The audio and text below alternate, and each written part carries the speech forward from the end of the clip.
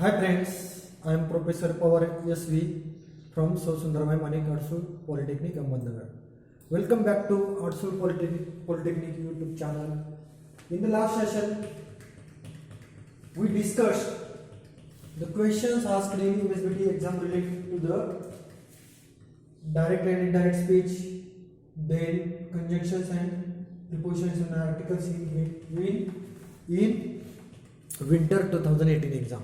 In this session, we will see the questions asked related to voice and tense. In question number 4, E, the questions asked on change the voice in winter 2018 exam. So the first question was, let this post be advertised. Question 1, let this post be advertised.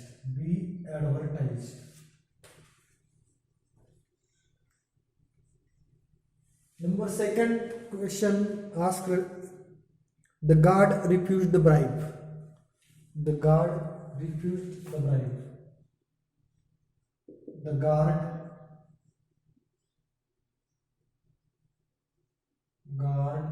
refused the bribe. Number third question was in question number 4, E, what ate the last cookie? What ate the last cookie?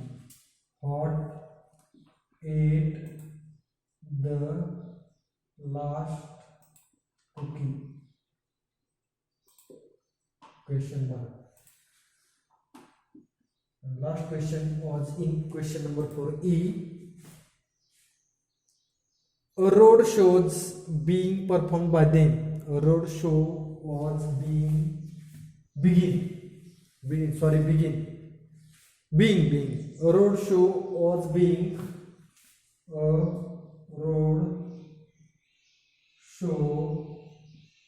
was being. Performed by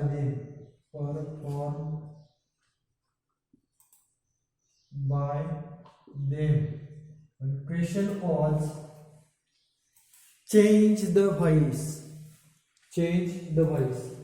These four questions are asked in winter 2018 exam related to change the voice. So you can convert it. If it is active voice, you convert it into a passive voice. If it is in passive voice, you convert it into a active voice. So the first question was, let this post be advertised. There is past participle given. There is also be is given. So it is given in a passive voice. You have to convert it into active voice. दिलेलं वाक्य हे passive voice मध्ये दिलेले आहे. Question number 4 मध्ये काय फक्त instruction काय दिलेले आहे, चेंज द व्हॉइस. म्हणजे तो जर दिलेलं वाक्य हे ऍक्टिव्ह असेल तर त्याचं पॅसिव्ह करायचंय, पॅसिव्ह असेल तर ऍक्टिव्ह करायचं. असे 4 वाक्य विचारलेले आहेत आणि ते 4ही वाक्य किती मार्क्सला येतात? 4 मार्क्सला. म्हणजे एक मार्क्सला येतात. मग फर्स्ट दिले, लेट दिस पोस्ट बी ऍडव्हर्टाइज्ड. त्या ठिकाणी बी आलाय का, पुढे फित्री पण आलाय advertise. So it is in a passive voice. You have to convert it into a active voice. म्हणजे कसं करणार? ऍक्टिव्ह व्हॉइस करायचं म्हणजे कसं असतं, पॅसिव्ह इम्पेरेटिव्ह प्रकारच्या वाक्याचं हे पॅसिव्ह केलेलं आहे. कशावरून? कारण लेटने सुरू केले. म्हणजे दिलेलं वाक्य ऍक्टिव्ह मध्ये इम्पेरेटिव्ह प्रकारचं होणार आहे. पहा, इम्पेरेटिव्ह प्रकारचं म्हणजे काय? मग त्याचं आपलं पॅसिव्हचं सूत्र काय आहे की लेटने स्टार्ट होतं ते सेंटेन्स. त्यानंतर ऑब्जेक्ट घेतला जातो, नंतर बी घेतला जातो, नंतर फित्री असतं. आहे त्या ठिकाणी लेट घेतलाय, ऑब्जेक्ट घेतलाय, बी घेतलाय आणि फित्री घेतलाय. ओके. मग त्याचं वाक्य कसं असेल, एक नंबरला ऑब्जेक्ट घेतो म्हणजे दिस पोस्ट शेवट असणार, बरोबर, दिस पोस्ट शेवट असणार आणि इम्पेरेटिव्ह प्रकारचं वाक्य हे फरकने सुरू झालेलं असतं म्हणजे ऍडव्हर्टाइज दिस पोस्ट असं असणार, ऍडव्हर्टाइज दिस पोस्ट, ते कशाने सुरू झालेलं असतं बरोबर नाही म्हणून मला एक नंबर येतं ऍडव्हर्टाइज दिस पोस्ट. हे करेक्ट तुमचं ऍक्टिव्ह व्हॉइस, हे पॅसिव्ह व्हॉइस मध्ये दिलेले हे ऍक्टिव्ह व्हॉइस केलं तुम्ही, आपण काय केलं ते ऍक्टिव्ह व्हॉइस केलं.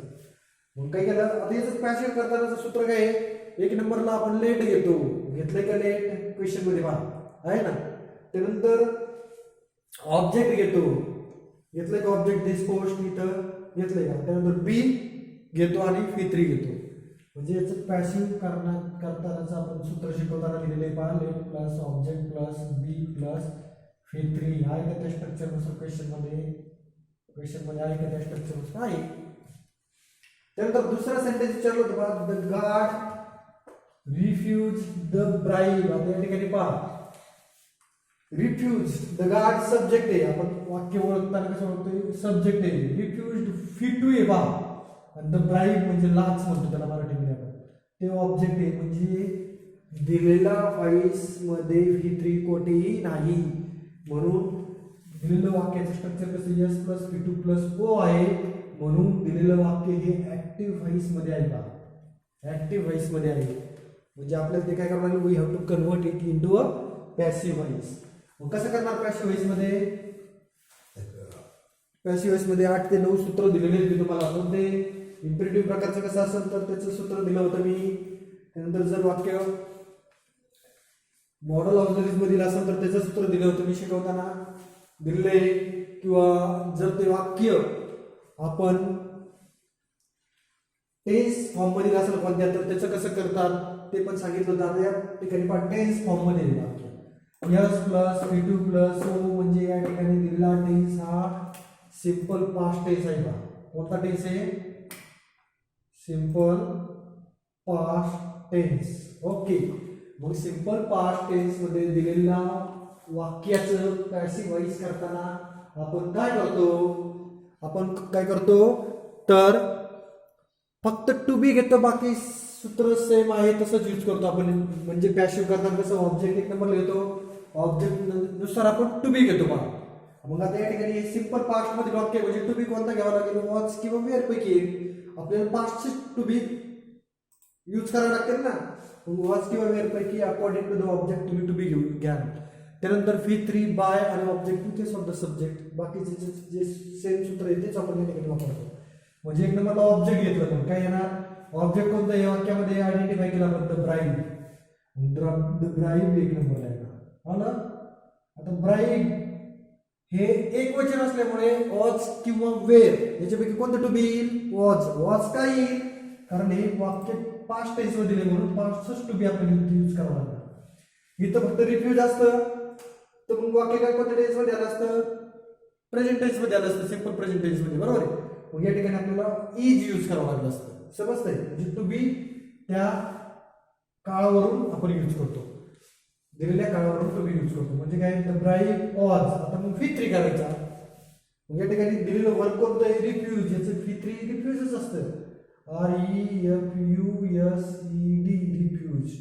त्यानंतर बाय घेतो आपण बाय, आणि त्यानंतर objective case of the subject जर प्रोनाउन दिलेला असेल तर, आणि जर नाउन असेल तर ते नाउन जसं तसं घेतो, ते नाउन आहे द गार्ड म्हणून ते नाउन आपण जसं तसं घेणार, द गार्ड GUARD. समजतंय का, समजतंय. त्यानंतर थर्ड सेंटेन्स दिलं होतं बघा, what ate the last cookie. आता ही इंट्रोगेटिव्ह प्रकारमधील वाक्य दिलेले आहे, पण व्हॉट एट बाय हुम असतं तर मग ते पॅसिव्ह व्हॉइस मध्ये असतं. व्हॉट एट म्हणजे सिंपल पास्ट टेन्सचं ते वाक्य आहे, म्हणजे त्याचं पॅसिव्ह कसं होईल मग, बाय हुम, टू बी कोणत्या टेन्स मध्ये, V2 मध्ये, by whom was the last cookie eaten, म्हणजे असं घेणार, by whom was the last cookie V3 करावं लागेल ना आपल्याला क्वेश्चनला. का व्हॉट सुरुवातीला आलेले 8 म्हणजे V2 आलेला आहे पहा. म्हणजे फक्त आपण बाय घेतो, बाय नंतर हुम घेतो पहा. इंटरप्रिटेशन जर दिलेलं असेल तर बाय हुम, त्यानंतर टू बी ऑज काय येणार, कारण इथे V2 दिलेला आहे म्हणून ऑज येणार.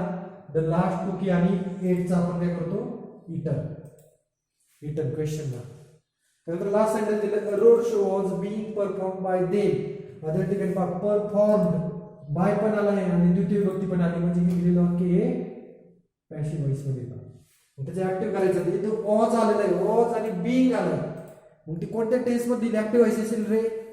ऑज आणि प्लस ऑज नंतर बीइंग का मिळतं, किंवा ज्या वेळेस वाक्यामध्ये जर ते वाक्य कंटिन्युअस प्रकारचं असेल तर तो कंटिन्युअस प्रकार आपल्याला इलिमिनेट करून त्याच्याऐवजी बीइंग आपण यूज करत असतो पॅसिव्ह व्हॉइस मध्ये. मग या ठिकाणी इथं काय ना, इथं काय ना परफॉर्मला ऍक्टिव्ह मध्ये आयजी प्रत्यय असणार आहे, कारण हे पॅसिव्ह मध्ये समजतंय. दिलेलं वाक्य हे पॅसिव्ह मध्ये. Road show was being perform by they, म्हणजे हे कर्त्याची द्वितीय विभक्ती केलेली देम, ते एक नंबरला दे येणार बरोबर. दे त्यानंतर तिथे वॉज बीइंग इथं बरोबर आहे का, तिथे काय येणार दे वेअर परफॉर्मिंग. त्याचा हे जास्त परफॉर्मिंग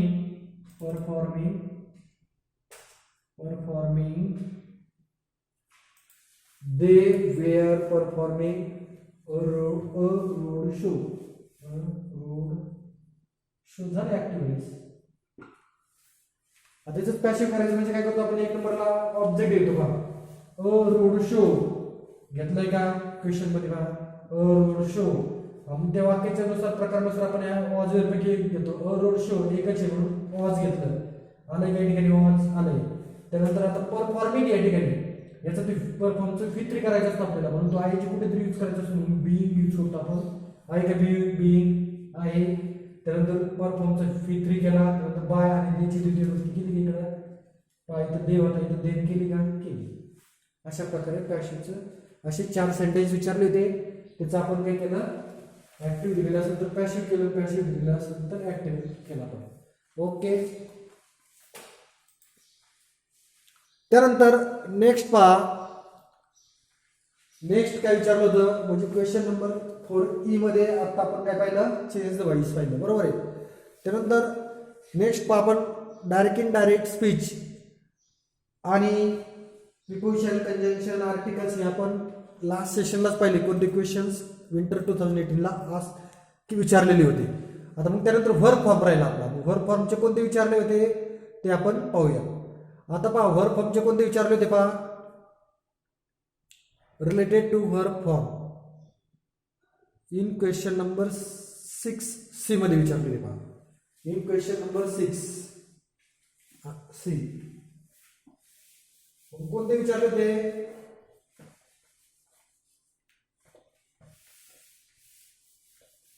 आणि किती मार्क्स विचारले होते, कोणते क्वेश्चन विचारले होते आणि किती मार्क्स साठी ते विचारले होते कोणते पहा.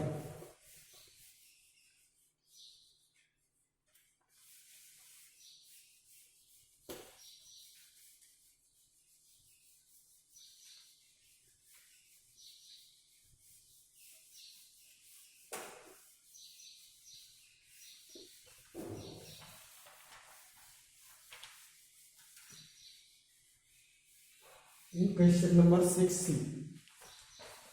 In question number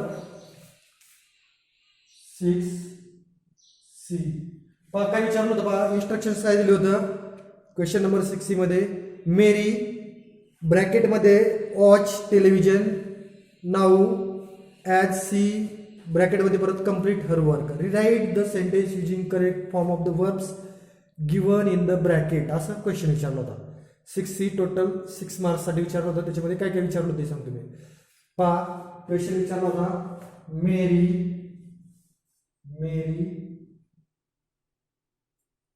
मध्ये पहा मेरी टोटल 6 मार्क्ससाठी विचारलं होतं. 6 marks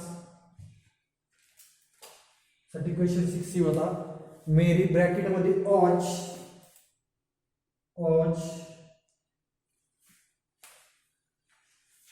television now at sea, television now, television now as she complete her work, bracket मध्ये परत complete her work असं होतं. आणि सूचना काय दिली होती, use proper verb form in the given sentence. मग काय येईल बरं या ठिकाणी, कोणतं येईल, कोणतं करेक्ट वर्ब फॉर्म येईल पाहता. आपल्याला या ठिकाणी सेंटेन्स दिलेले आहेत, मेरी ब्रॅकेटमध्ये वॉजचा करेक्ट वर्ब फॉर्म यूज करायचा आपल्याला या ठिकाणी. दुसऱ्या ठिकाणी कंप्लीट आहे, म्हणजे हे 2 मार्क्सला विचारलं होतं, 2 मार्क्सला विचारलं होतं. त्यानंतर नेक्स्ट काय विचारलं होतं, डोंट प्लक फ्लावर्स. एक वाक्य दिलं होतं बी मध्ये 2 मार्क्ससाठी पाहते, डोंट प्लक फ्लावर्स. आणि काय सांगितलं होतं, सूचना काय केली होती किंवा इन्स्ट्रक्शन काय दिले होते, चेंज इन टू ॲसरेटिव्ह. त्याचं ॲसरेटिव्ह बनवायला सांगितलं होतं, ॲसरेटिव्ह सेंटेन्स. आणि सी काय विचारलं होतं पहा 3 नंबरला, it is a very beautiful city. त्याचं एक्सक्लेमेटरी लावायला सांगितलं होतं, it is a very beautiful city, याचं एक्सक्लेमेटरी लावायला सांगितलं होतं, एक्सक्लेमेटरी. असं 6 मार्क्ससाठी क्वेश्चन होतं पहा, असं 6 मार्क्ससाठी क्वेश्चन विचारलेलं होतं पहा. आता पहा, when we learn the tenses, that time I also told about the words given in a sentence.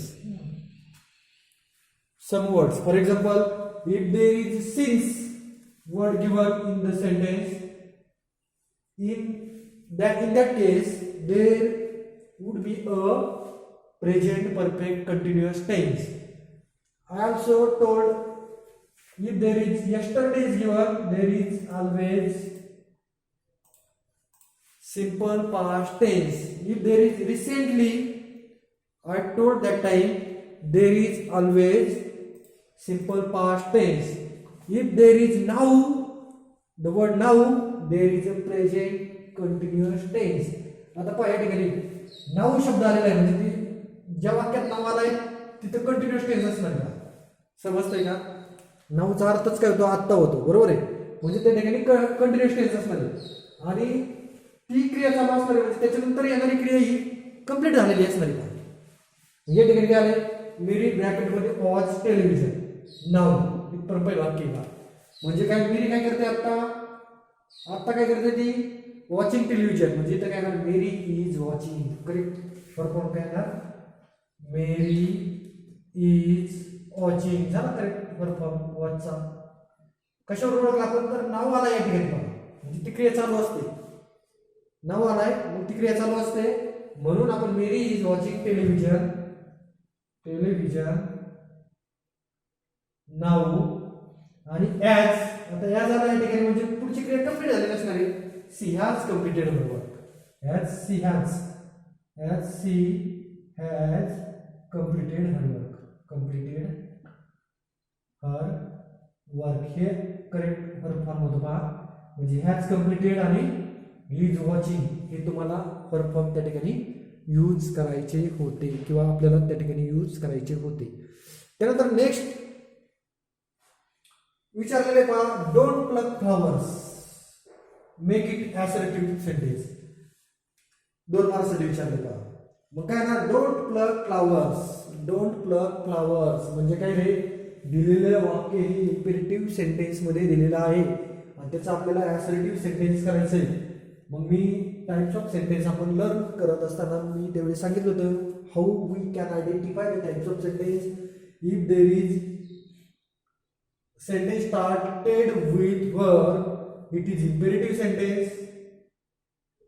If the sentence is started with subject, then followed by verb, followed by object, means it s plus p plus o it is assertive sentence.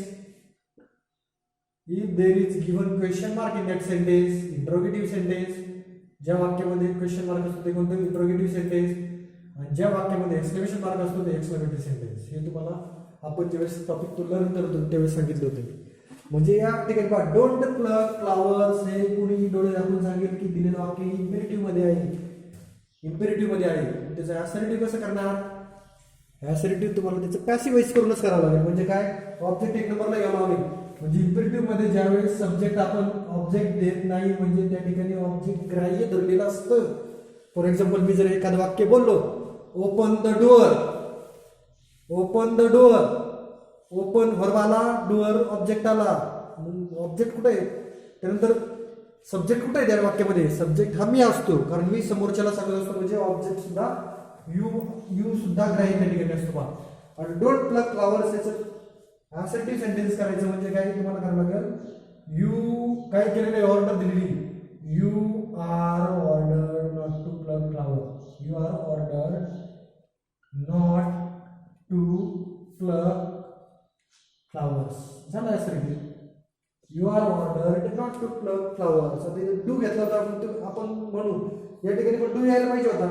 Do केव्हा येतो, जर त्या वाक्याचा negative form तयार करायचा असेल आणि त्या वाक्यामध्ये टू बी किंवा सहाय्यकारी क्रियापद असेल तर आपण डू डज डिडचा वापर करतो. परंतु या ठिकाणी आर ऑलरेडी घेतलंय म्हणून डू येईल का, नाही येणार. म्हणजे त्याचं मग राईट किंवा करेक्ट ॲसर्टिव्ह सेंटेन्स करतो, you are order not to plug flowers.